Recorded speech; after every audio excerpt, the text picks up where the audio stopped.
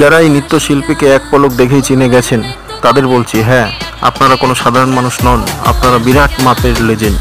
আর যারা চিনতে পারেননি তাদের বলছি, ভদ্রলোক গরম তাওয়ায় পরোটা ভাজেন ছ্যাক ছ্যাক করে, তাই খেয়ে অনেকে তৃপ্ত হন।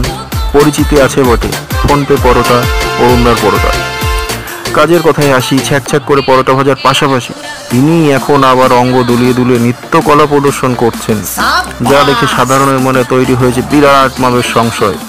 ভদ্রলোক কি রন্ধনশিল্পী নাকি নৃত্যশিল্পী? জবাবে সাধারণে একটা কথাই বলছেন, জানি না। যাই হোক, যিনি সংশয় তৈরি করেছেন তিনি খোলসা করবেন সময়ে।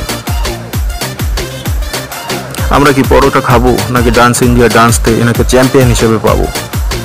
তবে ভদ্রলোককে পরম পূজনীয় 63 ঠাকুমার একটা কথা কিন্তু মনে রাখতে হবে, যেতে হবে, নইলে একুল ওকুল দুকুলি যাবে।